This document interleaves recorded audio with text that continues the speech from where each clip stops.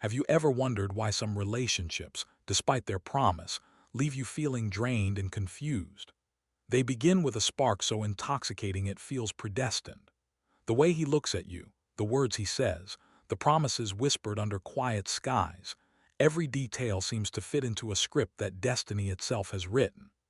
Yet somewhere along the way, the warmth turns cold, the certainty shifts to doubt, and you find yourself tethered not by love but by an invisible cord of pain you can't explain. That cord is what Carl Jung might have called the shadow at work, the hidden, unacknowledged parts of the psyche that find their mirror in another. And this, in modern language, is what we call a trauma bond. A trauma bond does not arrive as a monster with sharp teeth. It arrives as a savior, a soulmate, or a rescuer. It is the bond formed when intermittent affection and intermittent cruelty weave together, leaving the heart addicted to the highs and terrified of the lows. In Jungian terms, this is projection. The parts of yourself you have not owned are thrown onto another, making them appear larger than life. You see not only who they are but who you need them to be.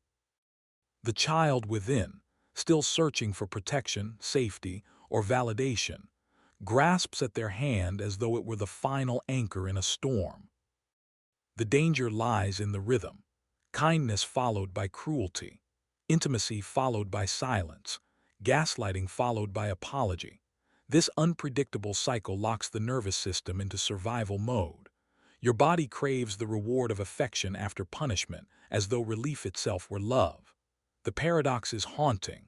What hurts you most feels the most like home. In Jung's lens, this is the psyche's repetition compulsion, the unconscious drive to replay unresolved wounds until they are finally seen.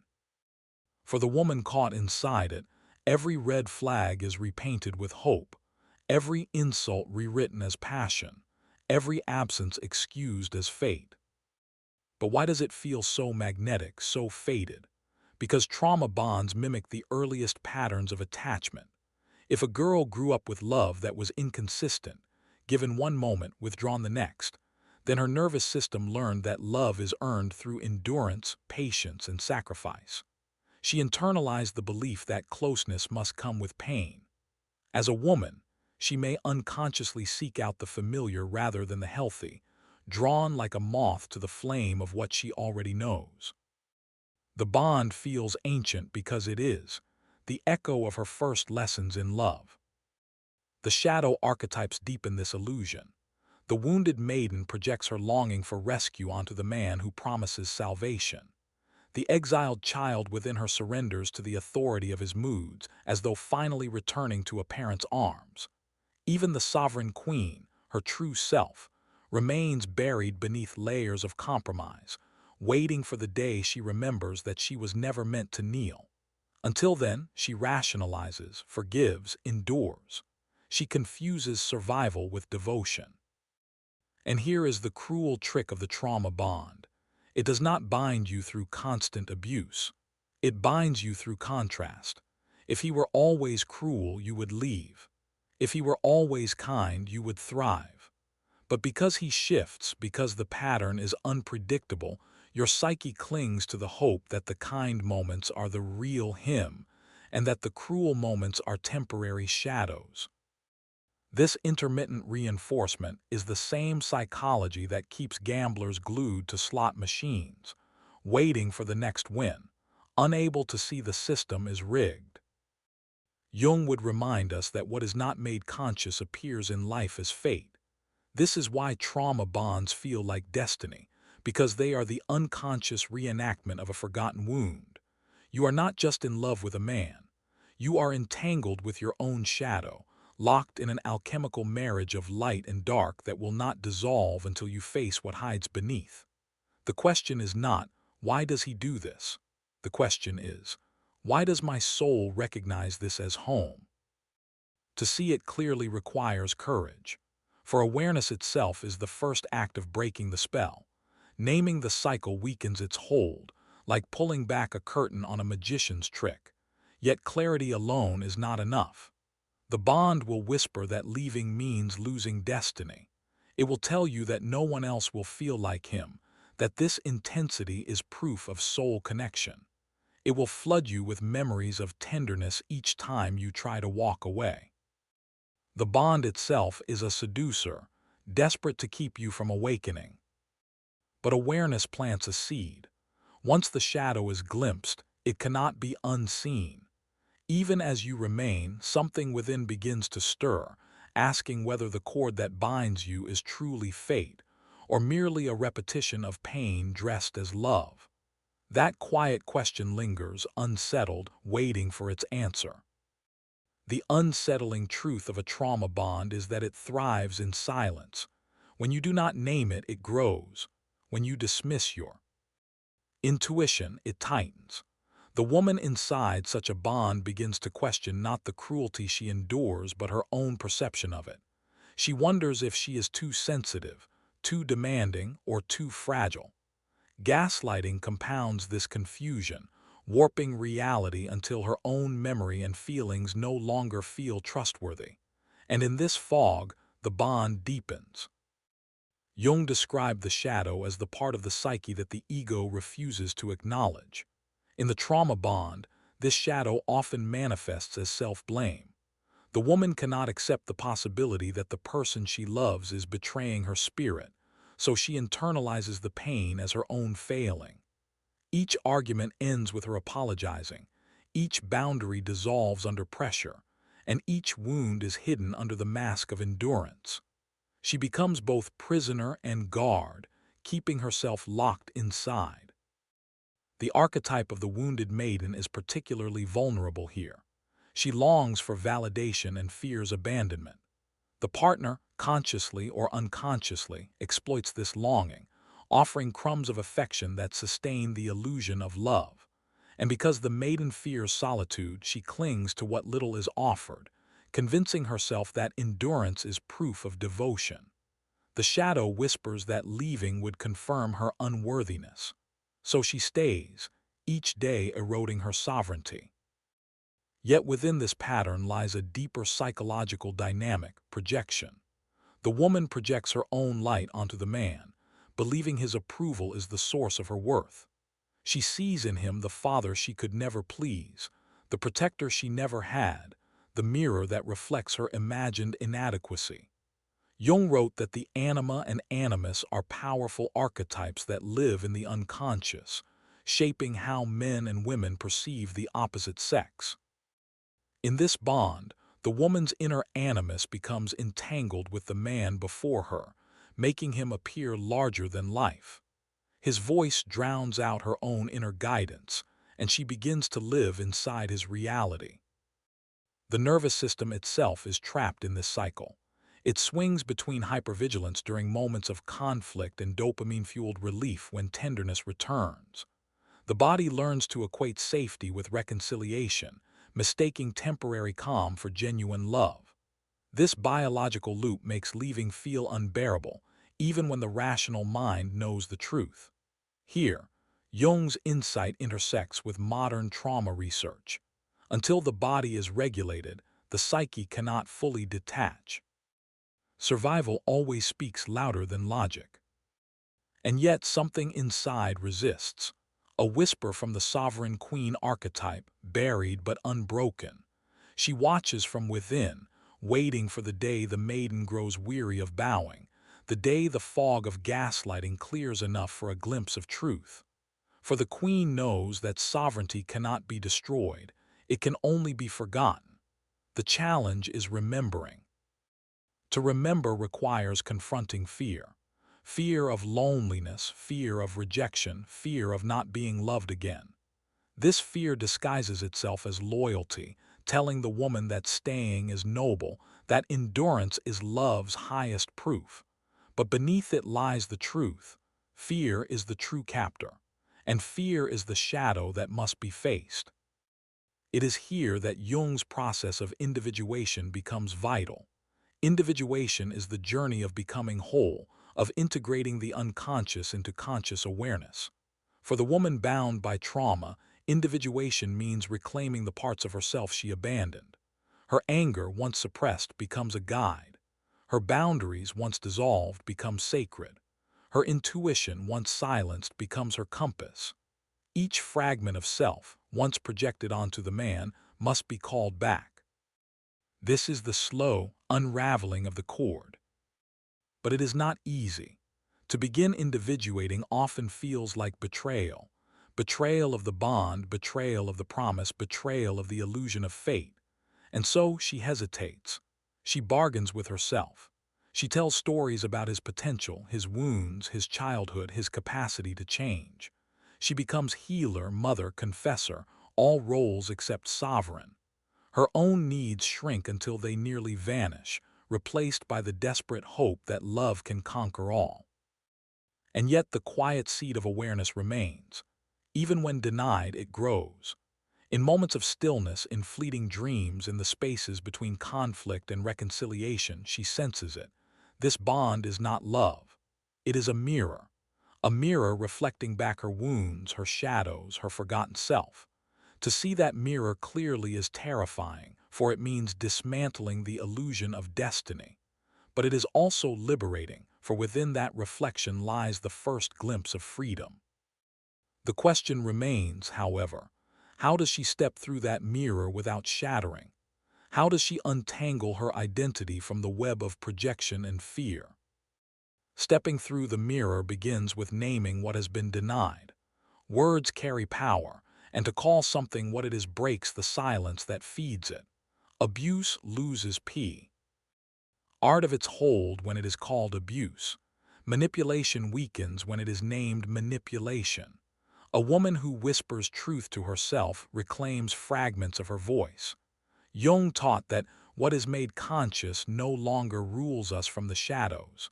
This is the first rebellion against the bond, to speak its name. Yet naming alone is not enough. The bond has roots and they must be unearthed. This is the work of the shadow, the confrontation with the forgotten child within, the child who learned to endure chaos to receive affection, the child who believed safety required silence, the child who confused control with care. Until this inner figure is acknowledged, she will keep guiding the woman back toward familiar pain. Jung would say the child has been repressed into the unconscious, and only through integration can she be freed. Integration begins with compassion, not condemnation. Too often, the woman blames herself for staying, for tolerating, for believing. But what she calls weakness was once survival. What she calls foolishness was once loyalty to hope. Every compromise was an attempt to secure love with the tools she was given. To shame herself is to continue the pattern of abuse internally. To embrace the inner child with tenderness is to interrupt the cycle. That tenderness is the beginning of sovereignty. The sovereign queen archetype awakens not through fury alone, but through clarity. Anger is fuel, but clarity is direction. Without clarity, anger burns the woman from within. With clarity, it burns away the illusions that bind her. The queen sees what the maiden could not. That loyalty to a bond that destroys you is not love but bondage. The queen redefines loyalty, not loyalty to his moods but loyalty to her truth. This is the reorientation of power. Boundaries emerge here as sacred architecture. A boundary is not a wall of coldness but a line of self-respect. It says, "You may not diminish me, even if I love you." It says, "My peace is not yours to take." Boundaries terrify the manipulator because they disrupt control, but they empower the woman because they root her in sovereignty. The first no spoken from clarity reverberates like thunder, shaking the illusion of fate. And yet the bond does not loosen quietly. When a woman begins to reclaim herself, the manipulator often intensifies his tactics. Promises, guilt, rage, nostalgia, he will use them all to rebind her. He senses the shift, the withdrawal of her energy, and it threatens the dynamic that sustained him. This is the storm before liberation, and it can feel overwhelming. Here, Stoic philosophy offers strength. Do not be ruled by externals, but anchor yourself in the realm you can govern, your mind, your choices, your integrity. The woman may ask herself why the pull feels so unbearable even as she sees the truth. The answer lies in her body. Her nervous system has been conditioned to associate chaos with love and calm with emptiness. This conditioning does not dissolve instantly. Like a withdrawal, it aches. Like a detox, it shakes. But pain is not proof of fate. It is proof of unbinding. To endure it is to walk through fire toward freedom. And here arises the pattern interrupt. For all this time, you may have believed the cage was locked. That leaving required the other to release you, to approve, to change. But what if the cage was never locked? This question destabilizes the illusion. The bond thrives on the belief that freedom is impossible. But the truth is that the cord exists only as long as it is fed. Each act of self-assertion weakens it. Each refusal to rationalize strengthens the queen.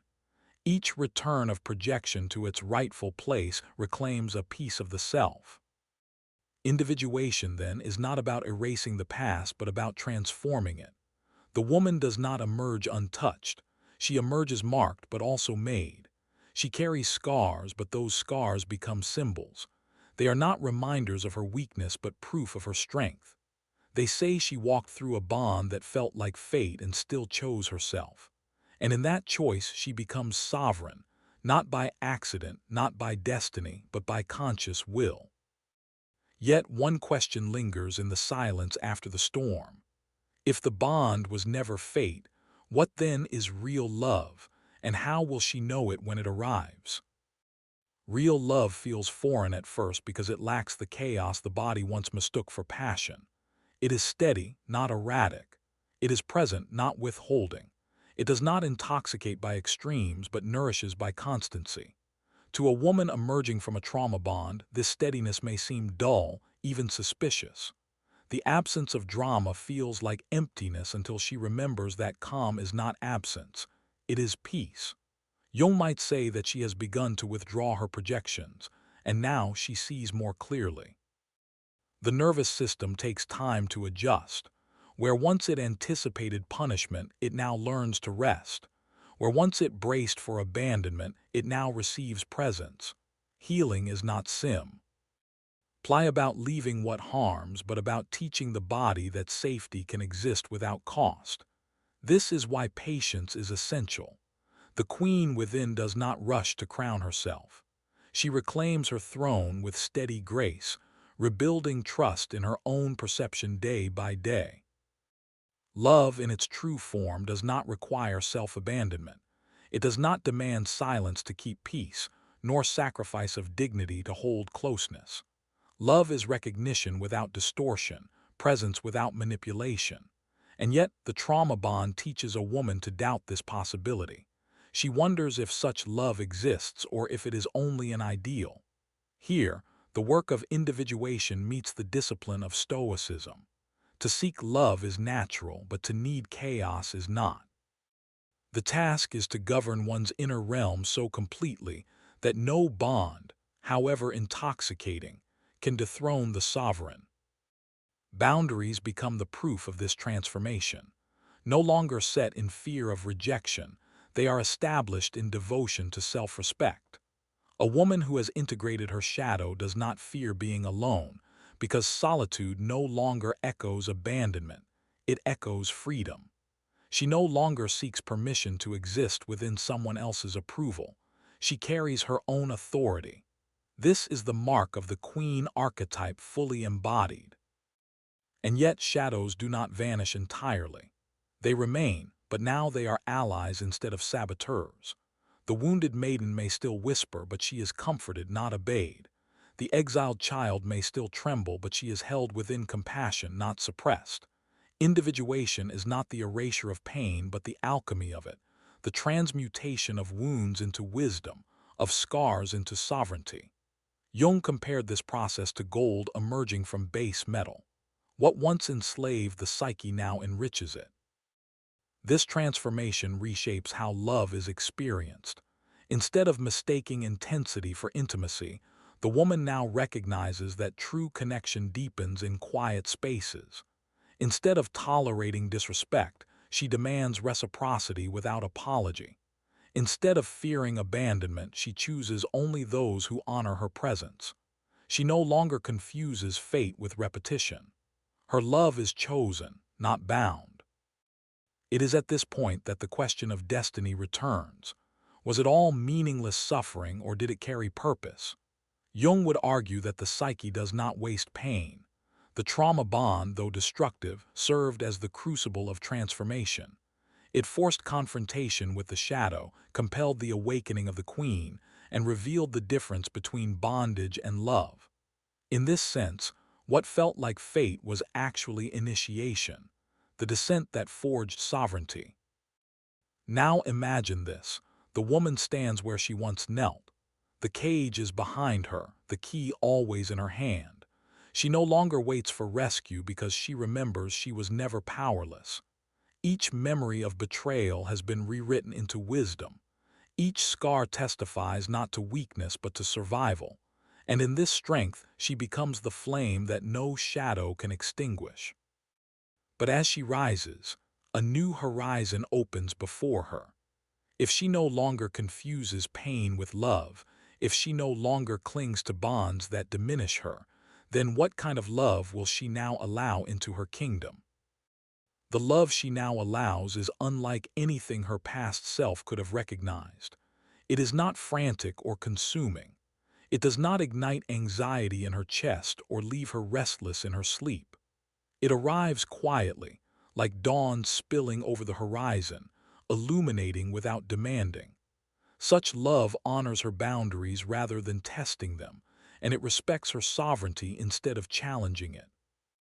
For the first time, she feels what Jung called wholeness, not because another completed her, but because she no longer abandons herself. This shift transforms attraction itself. Where once she was drawn to the unpredictable and intoxicating, she now finds it unappealing. The silent treatments, the manipulation, the volatility, all of it feels heavy, no longer magnetic. What once seemed thrilling now feels toxic. And what once seemed dull, consistency, gentleness, presence, now feels radiant. Her nervous system has recalibrated. Her soul has remembered. The alchemy is complete. But sovereignty does not mean isolation. To embody the queen archetype is not to harden into stone, untouched by longing. It is to open the heart with discernment, to love without chains, to connect without surrendering the self. In Jung's language, this is the integration of the anima and animus, the balance of feminine receptivity and masculine strength within her own psyche. No longer fragmented, she meets another not from hunger but from fullness. Here lies the paradox of empowerment. When she no longer needs someone to fill her emptiness, she attracts those who meet her in wholeness. She is no longer vulnerable to promises that mask control, because her intuition recognizes dissonance instantly. Her boundaries filter out the unworthy before they enter her kingdom. And when true love arrives, it does not feel like rescue. It feels like recognition, two sovereigns meeting as equals, without illusion, without shadow binding. The past, however, does not vanish. The memories remain, and at times the echo of old patterns may stir, but she no longer fears them. They serve as reminders of how far she has come, of the self she once silenced and the self she has now reclaimed. Pain no longer defines her story, it frames it, highlighting the arc of transformation. Jung would call this individuation completed not in perfection, but in integration. The self is no longer at war with its shadow. The shadow has been seen, acknowledged, and woven into strength. This is the ascent. The woman no longer bends beneath the weight of a bond that once felt like destiny. She walks with the authority of one who has faced the darkest mirror and chosen to rise. Her scars do not make her fragile, they make her undeniable. Each step forward radiates a quiet magnetism, the kind born not from performance or power games but from deep alignment with self. This is the true magnetic feminine, not a lure but a presence. Now imagine the future she embodies. She speaks without trembling because her truth no longer depends on being accepted.